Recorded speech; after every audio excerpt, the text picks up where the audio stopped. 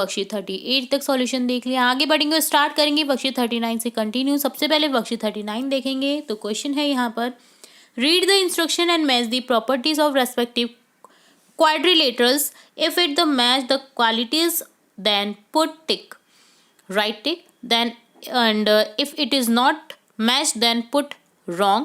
Some help has been provided in the table.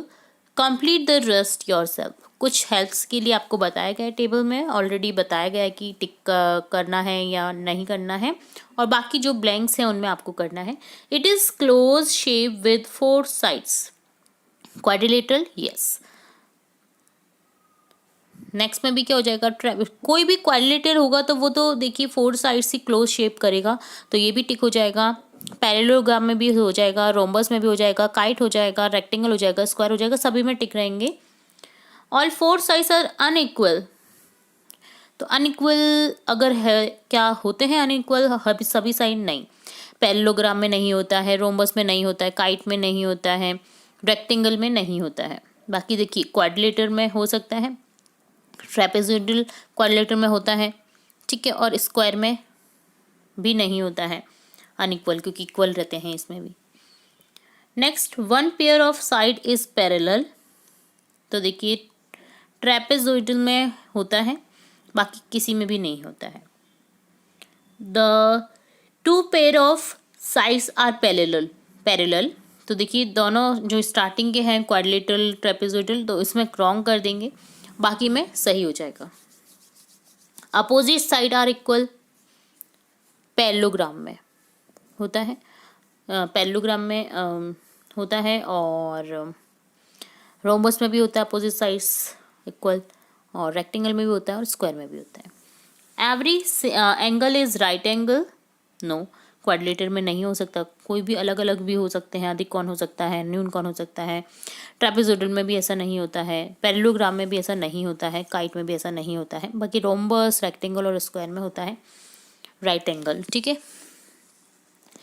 The diagonals are equal, तो equal diagonal सिर्फ 2 में ही रहेंगे, जैसे रेक्टेंगल में और स्क्वायर में, ठीक है, बाकी किसी में भी नहीं रहेंगे। डायगोनल्स इंटरसेक्ट ईच अदर, जी हाँ ये सही है, तो सभी में टिक कर देंगे। अपोजिट एंगल आर इक्वल, जी नहीं, क्वाड्रिलेटरल में नहीं हो सकता, ट्रेपेजोइडल में भी नहीं हो सकता, रोम्बस में नहीं हो सकता, सॉरी काइट में भी नहीं हो सकता। ऑल 4 साइड्स आर इक्वल, नहीं, क्वाड्रिलेटरल नहीं, ट्रेपेजोइडल नहीं, पैरेललोग्राम नहीं, और काइट में भी नहीं, और स्क्वायर में भी नहीं। ऑल 4 साइड्स इक्वल, तो यहाँ पर जो स्क्वायर है उसमें चारों साइड बराबर ही होती हैं, तो इसको सही कर दीजिएगा, ठीक है, ये इक्वल होती हैं, बाकी की काइट में नहीं होता है, और शुरू के तीनों में नहीं हो सकता है, जबकि इसमें भी हो सकता है, रोम्बस में भी हो सकता है। All 4 sides equal,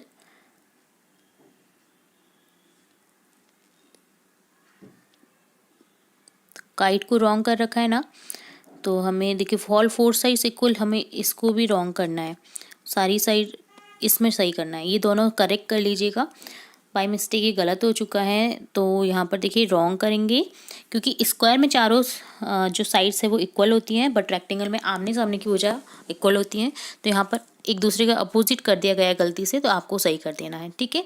all 4 angle are equal, तो देखिए एंगल 4 इक्वल किस में हो सकते हैं, स्क्वायर में हो सकते हैं, ठीक है।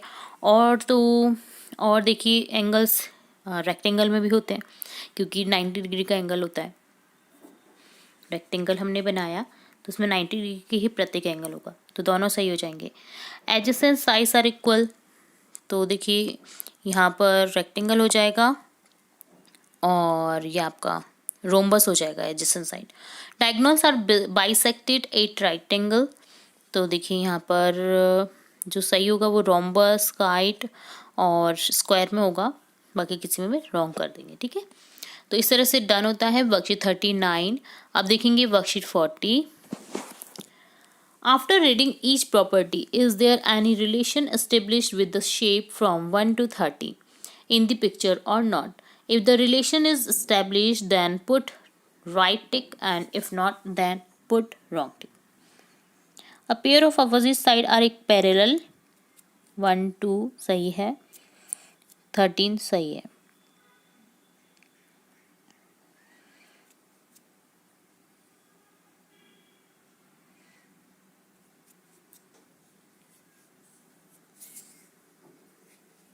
ठीक है, तो शेप्स के नाम दे रखे हैं आपको 1 2 3. तो आपको देखना है कि कौन सा इक्वल है या नहीं है. Both pair of opposite sides are parallel. तो देखिए रॉन्ग कर दी गई 1 में, 2 में, 4 में, 6 में, 8 9 10 11 12 13 में. जो राइट करने हैं वो आपको थर्ड शेप में हो जाएगा और आपका फिफ्थ शेप में हो जाएगा. देखिए फिफ्थ शेप में हो रहा है. इसी तरह से यहाँ पर सेवेंथ शेप में हो जाएगा. Opposite sides are parallel. ठीक है. Such quadrilateral whose diagonals are equal. तो यहाँ पर सिर्फ थर्ड और फिफ्थ में ही ऐसा है. थर्ड और फिफ्थ डायगोनल्स अपोजिट जो है वो इक्वल होंगे, बाकी किसी में नहीं होंगे. ठीक है. इसी तरह से आपको करना है the diagonals intersect each other 8 90. तो सेवेंथ और थर्ड में ही होगा ऐसा कि 90 डिग्री पर जो है वो काटेगी. ठीक है. All sides are equal. तो देखिए ऑल साइड्स आर इक्वल. तो यहाँ पर ऑल साइड्स थर्ड वाले जो शेप है उसमें रहेगा ऑल साइड्स. ठीक है. और सेवेंथ में भी रहेगा ऑल साइड्स आर इक्वल. ठीक है. बाकी किसी में भी नहीं रहेगा. Opposite side are equal. All angles are 90 degree. तो सिर्फ देखिए थर्ड फिफ्थ में रहेगा. Two angles are 90. तो यहाँ पर 12 13 में रहेगा.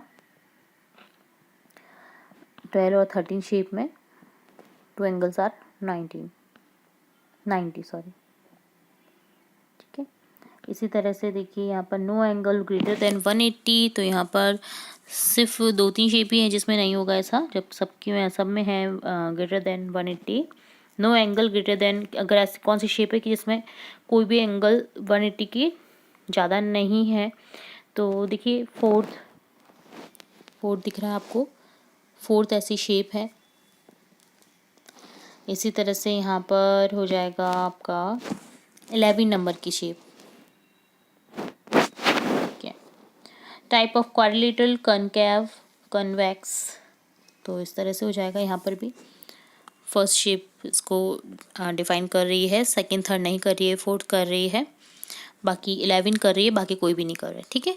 तो इस तरह से डन होता है वर्कशीट 40. अब देखेंगे वर्कशीट 41.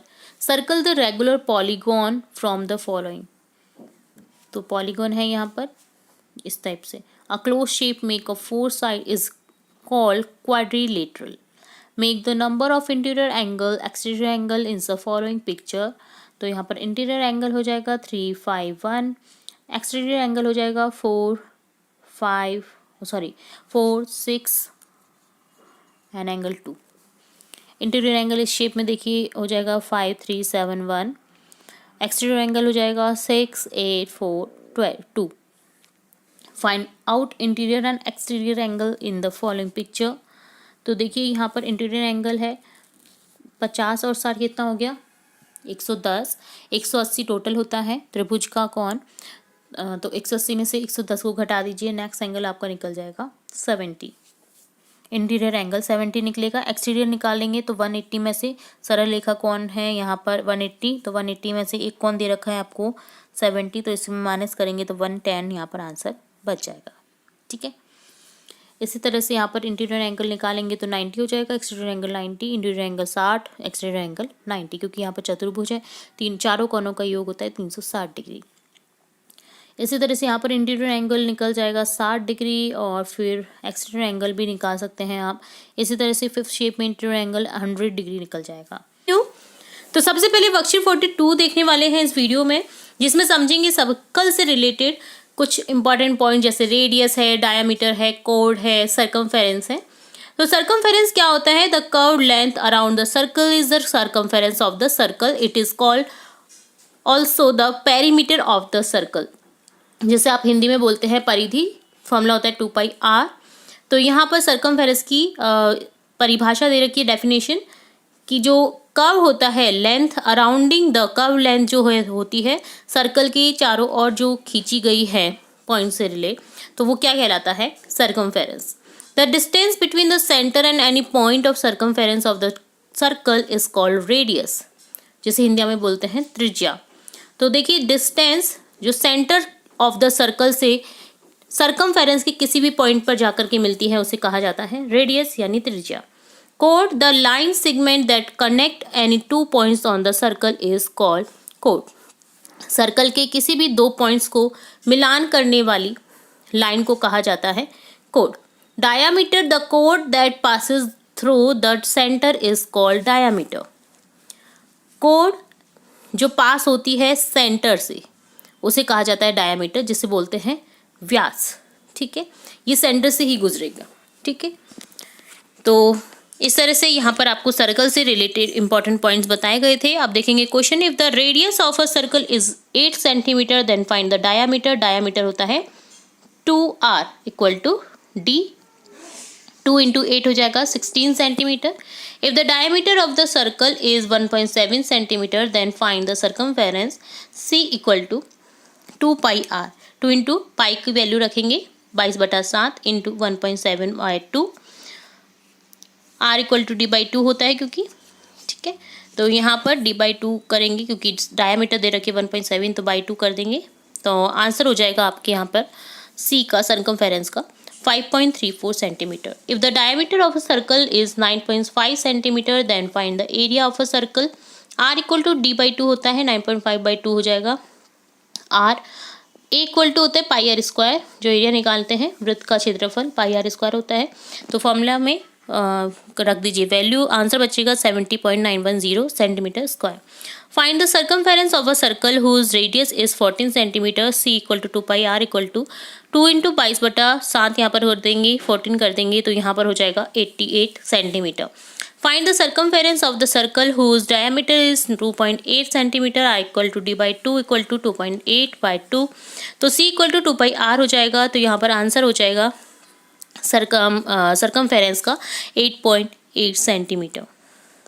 तो ये डन होता है वर्कशीट 42। अब देखेंगे वर्कशीट 43 का सॉल्यूशन, जहाँ पर समझेंगे हम सर्कल के और भी इम्पोर्टेंट पॉइंट्स, जैसे सेक्टर। सेक्टर क्या होता है? तो the reason enclosed by 2 radii and on arc of a circle is called a sector. The smaller part of this called minor sector, greater part is called major sector. तो देखिए, ये है minor sector और ये है major segment, major sector. ठीक है, तो जो स्मॉल जो कॉन बनता है यानी त्रिज्य कॉन बनता है उसे बोलते हैं माइनर, और जो बड़ा बनता है उसको बोलते हैं मेजर सेगमेंट। ठीक, सेगमेंट क्या होता है? The part of a circle that is enclose by an arc and a cord is called a segment. जो एक बंद आकृति बनती है उसको बोलते हैं सेगमेंट। जो कोड से रिलेटेड, कोड से स्टार्ट होता है आर्क और दूसरे पर जाकर के मिलता है, यानी बंद आकृति को बोलते हैं। ठीक है, in a circle the angles form by the same arc are equal. जो एंगल फॉर्म जो होते हैं सेम आर्क पर, तो वो इक्वल होते हैं सर्कल पे। And the angle of the at the centre form by any code is double the angle form on the circumference in the same segment. In this process the angle in the minor segment is an obtuse angle and the angle in the major segment is an acute angle. Additionally, the angle in a semicircle is a right angle. Equal chords of a circle make equal angle at the center. A perpendicular drawn from the center of a circle to any chord of the same circle bisects the chord. Cyclic quadrilateral क्या होता है? Quadrilateral whose 4 vertical lie on a circle is called cyclic quadrilateral. जो circle के 4 कोनों से मिलकर के बना होता है उसे बोलते हैं साइक्लिक क्वाड्रिलेटरल। ठीक है। The sum of each pair of opposite angle in a cyclic quadrilateral is 180 degree. What is the value of angle COD if AB equal to CD equal to 4 centimeter, AOB equal to 65 are given in the figure? AB equal to DC, OA equal to OD, OB equal to OC। तो हंस यहाँ पर हो जाएगा सर्वांग होगा triangle. तो यहाँ पर देखिए AOB सर्वांग सम DOC ट्रिपल एस रूल से COD equal to AOB equal to 65 degree हो जाएगा। What is the value of AB and CD in the given figure? AOB equal to COD equal to 60। तो यहाँ पर देखिए AO इक्वल टू OD है, OB equal to OC है, तो AOB equal to COD equal to 60 degree हो जाएगा जो कि गिवन है यहाँ पर। तो यहाँ पर जो आपका ट्राइंगल है वो भी हो जाएगा इक्वल हो जाएगा, यानी सर्वांगसम हो जाएगा, सर्वांगसम। ठीक है।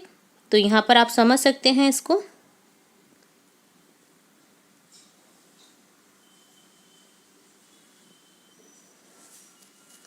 तो ये देखिए जो आपके ट्राइंगल है ये कॉन्ग्रुएंट हो जाएंगे एक दूसरे के, AOB congruent DOC, AB equal to CD ऐसे एस रूल के थ्रू।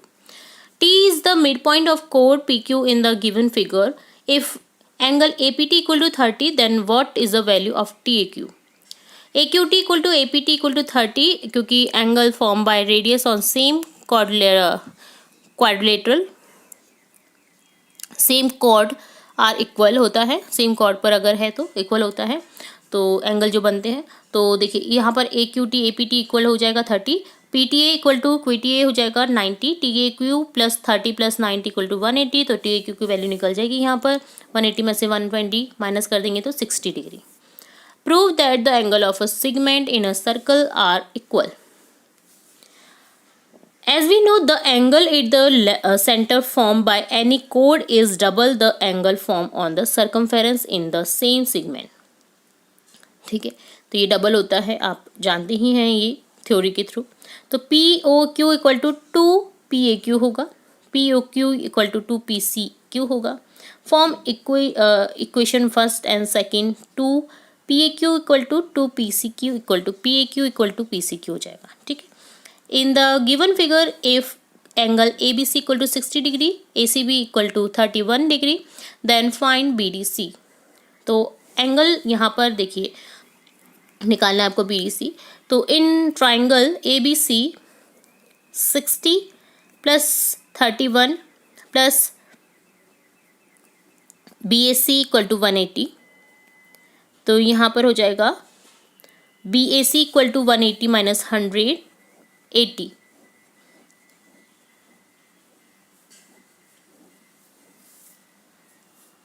तो यहाँ पर ये 69 है, ABC इक्वल टू यहाँ पर 69 दे रखा है। ठीक है। तो यहाँ पर करेक्ट कर लीजिएगा। तो BAC equal to BDC equal to हो जाएगा 80 डिग्री। 6 क्वेश्चन है, prove that the equal chords of a circle on or congruent circle are at equal distance from the centre or at equal distance from the centre. तो prove करना है आपको। तो AB equal to CD equal chords given है। तो देखिए यहाँ पर हो जाएगा perpendicular OX perpendicular AB, OY perpendicular CD. We have to prove OX equal to OY, AX equal to BX equal to AB by 2, CY DY equal to CD by 2. We know that AB equal to CD. तो यहाँ पर हो जाएगा AX equal to CY.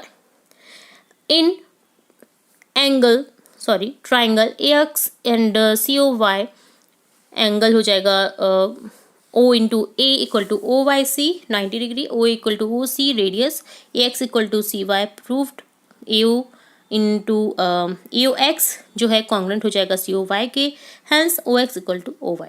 ठीक है। ये proof करना था आपको यहाँ पर। तो इस तरह से डन होता है।